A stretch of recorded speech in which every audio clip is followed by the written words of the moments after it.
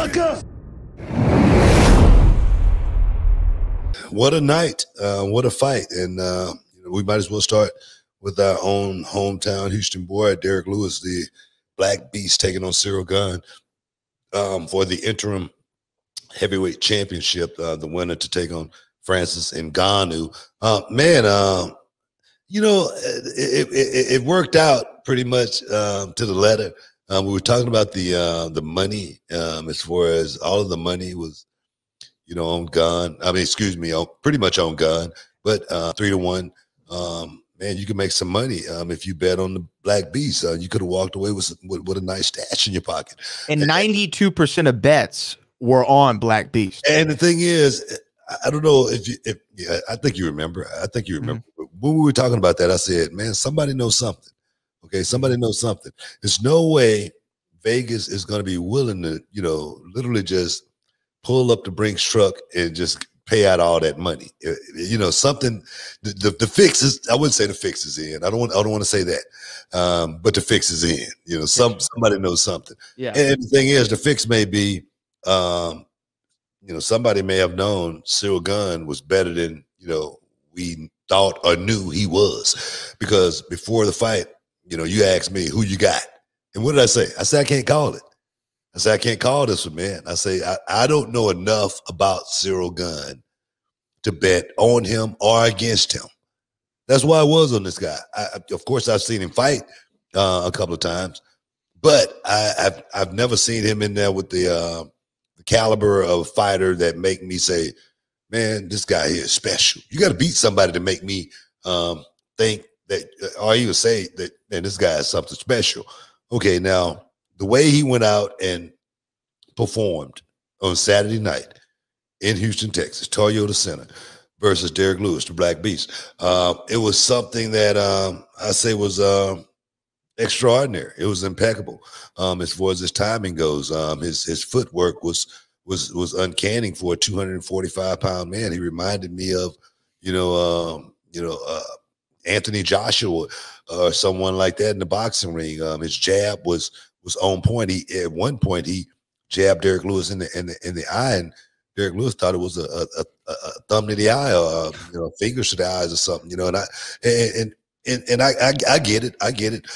But you got to wonder also did the hometown jinx come into effect with Derek Lewis? Come on. We've seen the Charlo brothers right here in Houston, go in their hometown behind them and something happened. That hometown jinx is real. It really is. And you got to wonder, did the succubus get Derek Lewis in this fight more so than the actual fight? Yeah, I mean, in the first couple of seconds, right? I think I turned to you. I said, man, he looks like he's in the Francis Ngannou fight. He looked real shy, didn't have the same swagger that Derek Lewis normally had, even coming to the octagon. And I don't know if it was the hometown jinx and he felt the pressure, because rarely, it happens sometimes. You have to be very elite to get one title shot. You have to be mega elite to have 2 championship opportunities in your career. And Derek Lewis, that was his second title shot. And I think that he knew, okay, I'm in Houston. This is probably my last chance at the title. If I'm ever going to be the champion, I'm going to do it tonight. And the pressure could have been too great. But at the same time, and this is no disrespect to Derek Lewis at all, Cyril Gane's a better fighter. Yeah. Just bottom line, when you talk about the technique of being a mixed martial artist, Cyril Gane is better. He's just better. He's better in every aspect. And that's literally no slight to Derek Lewis, who's going to go down as the all-time knockout leader, one of the best to ever do it. Cyril Gane is just better. And he showed that very easily on Saturday night. And I think that his whole presentation was sensational. I know while you were in the restroom, Cyril Gane came out to Still Tippin', which was an H-Town anthem, and he got the crowd so good. I mean, Still Tippin' plays, the whole crowd pops. We think it's Derek Lewis, and Cyril Gane comes out smiling, and he had the swagger. He walked through the curtain as if he was going to be the heavyweight champion of the world. He did that. He and Francis Ngannou now going to lock horns, and I got to be honest with you. Look, Francis Ngannou's great. I don't want to be a prisoner of the moment, but I haven't seen a heavyweight like a Cyril Gane, maybe ever. And I don't know if I'm overly impressed because we were there in person. We could see all these aspects. But the way that he moves, like you alluded to, his footwork, his hands are great. He has tremendous power. Anytime Derek Lewis, who outweighs him by 20 pounds, would pin him up against the cage, Cyril Gane would immediately reverse it, get out of it. He was sensational on all levels. And I think that we could be looking at the next superstar, megastar in the heavyweight division. Definitely, he was very poised. He definitely seemed like he was ready for the moment. It wasn't a guy that was caught up in the lights or anything like that. You know, and you wonder, man, is this guy ready for this moment? You watched how, you know, he was in control of every aspect of the fight. He never got out of position as far as, you know, went into. Sometimes Derek Lewis can lull you to sleep.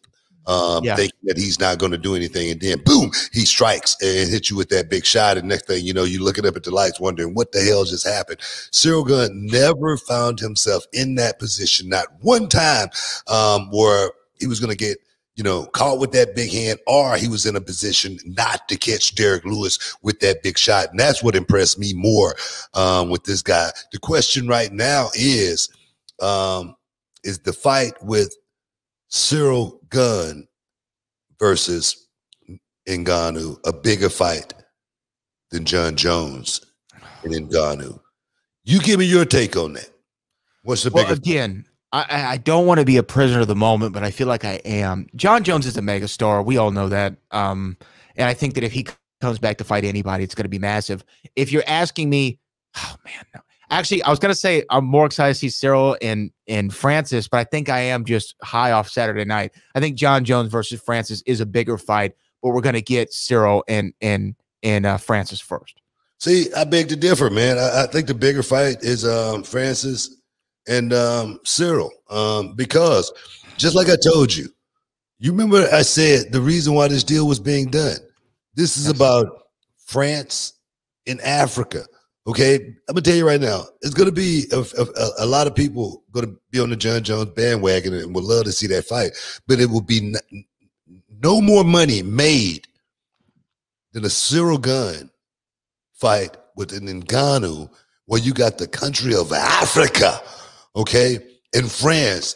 The whole, everybody, man, gonna buy the pay-per-view. Everybody's gonna buy the pay. That will be the biggest money pay-per-view in the history of the UFC if they put that fight on right there. That's just my opinion. That's why it's a bigger fight than John Jones. As well as that's why they put Cyril Gane in that position for this to happen. And I said that before the fight as well. And then in the post-fight press conference, Dana White essentially confirmed it. Right? Like he was like, we just got it legal in France. Now we have a French heavyweight champion. Let's make the match. I'm super excited to see it. And call me crazy. I think Cyril Gane has a really good chance of walking out of there the unified heavyweight champion of the world. You know, I think Cyril Gane got a good chance at beating John Jones as well if he was to, you know, have that fight as well.